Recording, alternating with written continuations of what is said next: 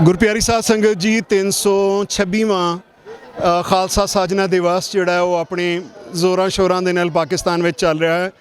ਐਤਕੀ ਇੱਕ ਗੱਲ ਬੜੀ ਖਾਸ ਹੈ ਕਿ ਐਤਕੀ ਜਿਹੜੀ ਸੈਲੀਬ੍ਰੇਸ਼ਨਸ 3 ਦਿਨ ਦੀਆਂ ਨਹੀਂ ਹੈਗੀਆਂ, 4 ਦਿਨ ਦੀਆਂ ਨਹੀਂ ਹੈਗੀਆਂ, ਪੂਰੇ 10 ਦਿਨ ਦੀਆਂ ਨੇ। 10 ਤਰੀਕ ਤੋਂ ਲੈ ਕੇ 19 ਤਰੀਕ ਤੱਕ ਜਿਹੜਾ ਪ੍ਰੋਗਰਾਮ ਹੈ ਉਹ ਚੱਲੇਗਾ।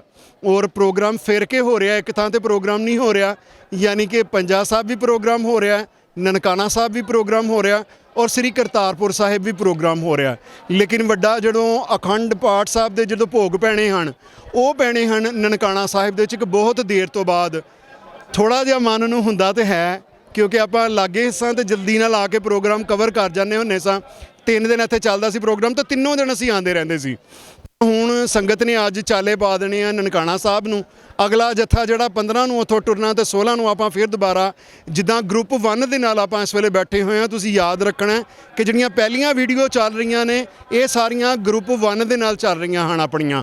ਤੇ ਗਰੁੱਪ 1 ਦੇ ਵਿੱਚ ਕਾਫੀ ਦੋਸਤਾਂ ਨਾਲ, ਕਾਫੀ ਭੈਣ ਭਰਾਵਾਂ ਦੇ ਨਾਲ ਮੁਲਾਕਾਤ ਹੋਈ। ਉਹਨਾਂ ਭੈਣ ਭਰਾਵਾਂ ਨਾਲ ਜਿਹੜੇ ਸਾਨੂੰ ਫੇਸਬੁੱਕ ਰਾਹੀਂ ਜਾਣਦੇ ਨੇ ਔਰ YouTube ਰਾਹੀਂ ਜਾਣਦੇ ਹਨ, ਜਿਨ੍ਹਾਂ ਨੇ ਸਾਨੂੰ ਨਿਸ਼ਾਨ ਸਿੰਘ ਆਸਟ੍ਰੇਲੀਆ ਜੀ ਨਾਲ ਦੇਖਿਆ, ਡਾਕਟਰ ਦਲਵੀਰ ਪੰਨੂ ਦੇ ਨਾਲ ਦੇਖਿਆ। ਉਸ ਤੋਂ ਇਲਾਵਾ ਹੋਰ ਬਹੁਤ ਜ਼ਿਆਦਾ ਸਾਰੇ ਜਿਹੜੇ ਵੀਰ ਭੈਣ ਭਰਾ ਆਉਂਦੇ ਰਹੇ ਨੇ ਯਾਤਰਾ ਵਾਸਤੇ, ਜਿਨ੍ਹਾਂ ਨੂੰ ਆਪਾਂ ਯਾਤਰਾ ਕਰਵਾਉਂਦੇ ਸਾਂ NRIਆਂ ਦੇ ਥਰੂ, ਪੂਰੇ ਦਰਸ਼ਨ ਕਰਾਉਂਦੇ ਰਹੇ ਹਾਂ। ਅਤੇ ਆਪਾਂ ਗੱਲ ਕਰਦੇ ਹਾਂ, ਸਾਡੇ ਨਾਲ ਭਾਈ ਸਾਹਿਬ ਮੌਜੂਦ ਹਨ ਕਿ ਸਾਨੂੰ ਪਛਾਣ ਕੇ ਸਾਡੇ ਕੋਲ ਆਏ ਆ, ਅਤੇ ਗੱਲ ਕਰਦੇ ਹਾਂ। ਵਾਹਿਗੁਰੂ ਜੀ ਕਾ ਖਾਲਸਾ। ਵਾਹਿਗੁਰੂ ਜੀ ਕਾ ਖਾਲਸਾ, ਵਾਹਿਗੁਰੂ ਜੀ ਕੀ ਫਤਿਹ। ਬਹੁਤ ਵਧੀਆ ਲੱਗਾ ਜੀ ਇਸ ਵਾਰੀ, ਮਤਲਬ ਕਿ ਜਿੱਦਾਂ ਤੁਸੀਂ ਦੱਸਿਆ ਜੀ, ਤਿੰਨੋਂ ਜਗ੍ਹਾ ਤੇ ਨਹੀਂ, ਸਾਰੀ ਜਗ੍ਹਾ ਤੇ ਪ੍ਰੋਗਰਾਮ ਰੱਖਿਆ ਗਿਆ ਵਿਸਾਖੀ ਦਾ। ਪਹਿਲਾਂ ਹੁੰਦਾ ਸੀ ਜਿਸ ਤਰ੍ਹਾਂ ਹਸਨਬਦਾਲ ਹੁੰਦਾ ਸੀ, ਪੰਜਾ ਸਾਹਿਬ ਹੁੰਦਾ ਸੀ 14 ਤਰੀਕ ਨੂੰ। ਚਲੋ ਸੰਗਤ ਨੂੰ ਹਰ ਜਗ੍ਹਾ ਤੇ ਹੁਣ ਸੈਲੀਬ੍ਰੇਸ਼ਨ ਦਾ ਇੱਕ ਤਰ੍ਹਾਂ ਦਾ ਸੱਚੇ ਪਾਤਸ਼ਾਹ ਦਾ ਸ਼ੁਕਰਾਨਾ ਕਰਨ ਦਾ ਹਰ ਜਗ੍ਹਾ ਤੇ ਮੌਕਾ ਮਿਲ ਰਿਹਾ ਹੈ ਤੇ ਬਹੁਤ ਵਧੀਆ ਗੱਲ ਹੈ ਜੀ। ਇਹ ਜਿਹੜੀ ਸੁਬਾਹ ਸ਼ਾਮ ਅਰਦਾਸ ਕਰਦੇ ਸੀ ਖੁੱਲੇ ਦਰਸ਼ਨ ਦੀਦਾਰ ਵਾਲੀ, ਮੇਰਾ ਖਿਆਲ ਹੈ ਉਹ ਗੱਲ ਅੱਗੇ ਨੂੰ ਵੱਧ ਰਹੀ ਹੈ। ਹਾਂਜੀ ਬਿਲਕੁਲ ਜੀ, ਬਿਲਕੁਲ ਵੱਧ ਰਹੀ ਹੈ ਜੀ। ਜਿਸ ਤਰ੍ਹਾਂ ਅਸੀਂ ਸੁਬਾਹ ਸ਼ਾਮ ਅਰਦਾਸ ਕਰਦੇ ਵੀ ਸਾਨੂੰ ਵਿਛੜੇ ਗੁਰਧਾਮਾਂ ਦੇ ਦਰਸ਼ਨ ਦਿੱਤੇ ਜਾਣ।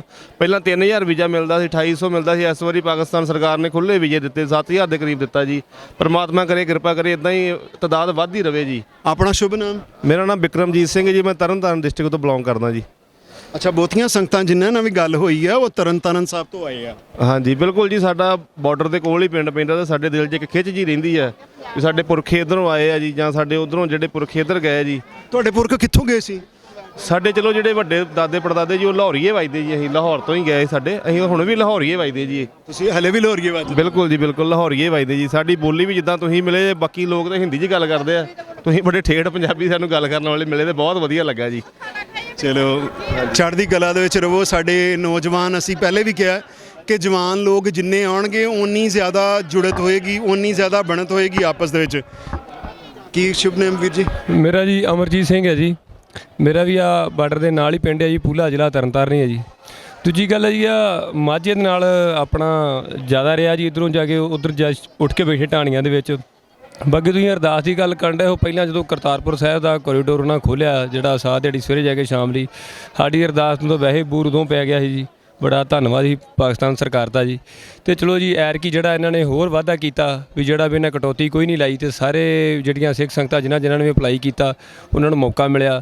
ਮੈਂ ਪਹਿਲੀ ਵਾਰੀ ਅਪਲਾਈ ਕੀਤਾ ਸੀ ਅਤੇ ਪਹਿਲੀ ਵਾਰ ਹੀ ਸਾਡੇ ਕਰਮਾਂ ਦੇ ਵਿੱਚ ਆਉਣਾ ਸੀ ਅਤੇ ਪਹਿਲੀ ਵਾਰੀ ਅਸੀਂ ਆਏ ਹਾਂ। ਅਤੇ ਦੂਜੀ ਗੱਲ ਵੀ ਜਿਹੜਾ ਇੱਥੋਂ ਦਾ ਆਵਾਮ ਹੈ ਬੜਾ ਕੋਆਪਰੇਟ ਕਰਦਾ ਜੀ। ਸਾਰੇ ਜਿਹੜੇ ਲੋਕਲ ਵਸਨੀਕ ਵੀ ਆ, ਸਾਰੇ ਜਿੱਥੋਂ ਕਿੱਥੋਂ ਵੀ ਮਿਲਦੇ ਆ, ਸਾਰੇ ਅਦਬ ਸਰਕਾਰ ਦੇ ਨਾਲ ਸਿਕਿਉਰਿਟੀ ਆ ਜਿਹੜੇ ਇੰਤਜ਼ਾਮ ਕੀਤੇ ਆ ਉਹ ਵੀ ਬੜੇ ਵਧੀਆ ਆ ਜੀ। ਅਤੇ ਰਹਿਣ ਪਾਣੀ ਸਭ ਕੁਝ ਬਹੁਤ ਵਧੀਆ ਪ੍ਰਬੰਧ ਸਾਰੇ ਵਧੀਆ ਕੀਤੇ ਆ ਜੀ। ਜਿਸ ਤਰ੍ਹਾਂ ਮਤਲਬ ਉਹਨਾਂ ਨੇ ਵੀਜ਼ਾ ਦਿੱਤਾ, ਇਹ ਨਹੀਂ ਹੈ ਕਿ ਇਕੱਲਾ ਬੁਲਾ ਲਿਆ ਵਾ, ਅਤੇ ਅੱਗੋਂ ਬੁਲਾ ਕੇ ਸਾਰੇ ਇੰਤਜ਼ਾਮ ਬਹੁਤ ਸੋਹਣੇ ਕੀਤੇ ਆ ਜੀ। ਅਤੇ ਬਹੁਤ ਧੰਨਵਾਦ ਹੈ ਜੀ ਪਾਕਿਸਤਾਨ ਸਰਕਾਰ ਦਾ ਵੀ ਗਾਂਹ ਵੀ ਇੱਦਾਂ ਹੀ ਵੀ ਵੀਜ਼ੇ ਖੁੱਲ੍ਹੇ ਦੇਣ। ਅਤੇ ਜਿਹੜੇ ਸਾਡੇ ਬਜ਼ੁਰਗ, ਸਾਡੇ ਹਾਣੀ ਜਿਹੜਾ ਹੁਣ ਸਾਨੂੰ ਵੇਖ ਕੇ ਗਾਂਹ ਕਈਆਂ ਨੂੰ ਖਿੱਚ ਪੈਣੀ, ਸਾਡੇ ਹਾਣੀਆਂ ਨੂੰ ਵੀ ਉਹ ਵੀ ਗਾਂਹ ਆਉਣ। ਅਤੇ ਹਾਂਜੀ ਅਤੇ ਚਲੇ ਗਏ। ਹਾਂਜੀ ਕਈ ਤਾਂ ਚਲੋ ਕਈਆਂ ਦੀ ਦਿਲਾਂ ਦੀ ਤਾਂਘ ਜੀ ਰਹਿ ਗਈ ਆ ਵੀ ਕਈਆਂ ਤੋਂ ਆਇਆ ਗਿਆ ਹੀ ਨਹੀਂ। ਪਰ ਚਲੋ ਜਿਸ ਤਰ੍ਹਾਂ ਹੁਣ ਗਾਂਹ ਦੋਵੇਂ ਸਰਕਾਰਾਂ ਮਿਲ ਜੁਲ ਕੇ ਚੱਲਣ ਅਤੇ ਵੱਧ ਤੋਂ ਵੱਧ ਵੀਜ਼ੇ ਦੇਣ ਅਤੇ ਜਿਹੜੀਆਂ ਸੰਗਤਾਂ ਆਪਣੇ ਦਰਸ਼ਨ ਮੇਲੇ ਕਰਨ ਜੀ। ਧੰਨਵਾਦ ਜੀ। ਜਿਸ ਤਰ੍ਹਾਂ ਕਿ ਵੀਰ ਜੀ ਨੇ ਕਿਹਾ ਹੈ ਕਿ ਸਾਡੀ CM ਪੰਜਾਬ ਜਿਹੜੇ ਨੇ ਉਹਨਾਂ ਨੇ ਇਸ ਸਾਲ ਨਹੀਂ ਬਲਕਿ ਲਾਸਟ ਈਅਰ ਦਸੰਬਰ ਦੇ ਵਿੱਚ ਗੁਰੂਪੁਰਬ ਤੋਂ ਪਹਿਲੇ ਐਲਾਨ ਕੀਤਾ ਸੀ ਕਿ 2 ਲੱਖ ਵੀਜ਼ਾ ਜਿਹੜਾ ਹੈ, 2 ਲੱਖ ਵੀਜ਼ਾ ਜਿਹੜਾ ਹੈ ਉਹ ਸਿੱਖ ਸ਼ਰਧਾਲੂਆਂ ਵਾਸਤੇ ਜਿਹੜੇ ਜਾਰੀ ਕਰਨੇ ਹਨ। ਅਤੇ ਉਮੀਦ ਕਰਦੇ ਹਾਂ ਕਿ ਰਾਮੇਸ਼ ਸਿੰਘ ਅਰੋੜਾ ਜੀ ਜਿਹੜੇ ਸਾਡੇ ਮੰਤਰਿਆਲੇ ਨੇ ਘੱਟ ਗਿਣਤੀਆਂ ਦੇ, ਉਹਨਾਂ ਨੇ MLA ਸਾਹਿਬ ਨੇ ਐਲਾਨ ਕੀਤਾ ਸੀ ਕਿ ਵੀ ਆਪਾਂ ਆਸਤਾ ਗਿਣਤੀ ਵਧਾਉਣੀ ਹੈ ਤੇ 7000 ਹੈ। ਉਮੀਦ ਕਰਦੇ ਹਾਂ ਕਿ ਗੁਰਪੁਰਬ ਜਾਂ ਗੁਰੂ ਅਰਜਨ ਦੇਵ ਜੀ ਦੇ ਸ਼ਹੀਦੀ ਦਿਹਾੜ ਦੇ ਉੱਤੇ ਜਾਂ ਮਹਾਰਾਜਾ ਰਣਜੀਤ ਸਿੰਘ ਦੀ ਡੈਥ ਐਨਵਰਸਰੀ ਦੇ ਉੱਤੇ ਜਿਹੜੇ ਸੰਗਤਾਂ ਆਉਣਗੀਆਂ ਉਹਨਾਂ ਦੇ ਵੀਜ਼ੇ ਹੋਰ ਜ਼ਿਆਦਾ ਹੋਣਗੇ। ਲੇਕਿਨ ਲੋਕਾਂ ਦੀ ਮੰਗ ਹੈ ਕਿ ਜਿਉਂ-ਜਿਉਂ ਠੰਡਾ ਮੌਸਮ ਹੁੰਦਾ ਉਦੋਂ ਵੀਜ਼ੇ ਜ਼ਿਆਦਾ ਜਾਰੀ ਕੀਤੇ ਜਾਣ। ਜਦੋਂ ਠੰਡਾ ਮੌਸਮ ਹੁੰਦਾ ਖਾਸ ਕਰਕੇ ਅਕਤੂਬਰ ਤੋਂ ਅਪਵਰਡ ਉਹਨਾਂ ਨੇ ਕਿਹਾ ਜੀ ਮਾਰਚ ਤੱਕ ਜਿਹੜੇ ਨੇ ਵੀਜ਼ੇ ਜ਼ਿਆਦਾ ਦਿੱਤੇ ਜਾਣ ਤਾਂ ਕਿ ਸੰਗਤਾਂ ਜਿਹੜੀਆਂ ਨੇ ਖੁੱਲ੍ਹੇ ਦਰਸ਼ਨ ਦੀਦਾਰੇ ਕਰਨ ਗਰਮੀ ਤੋਂ ਬਚ ਕੇ।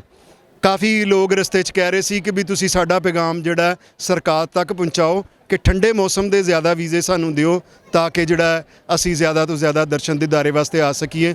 ਕੁਝ ਲੋਕ ਗਰਮੀ ਤੋਂ ਮੇਰੇ ਵਰਗੇ ਵੀ ਘਬਰਾਉਂਦੇ ਆ ਤੇ ਉਸੇ ਤਰ੍ਹਾਂ ਉਹ ਵੀ ਲੋਕ ਗਰਮੀ ਤੋਂ ਘਬਰਾਉਂਦੇ ਉਹ ਕਹਿੰਦੇ ਨੇ ਕਿ ਵੀਜ਼ੇ ਜਿਹੜੇ ਨੇ ਜ਼ਿਆਦਾ ਤੋਂ ਜ਼ਿਆਦਾ ਕੀਤੇ ਜਾਣ।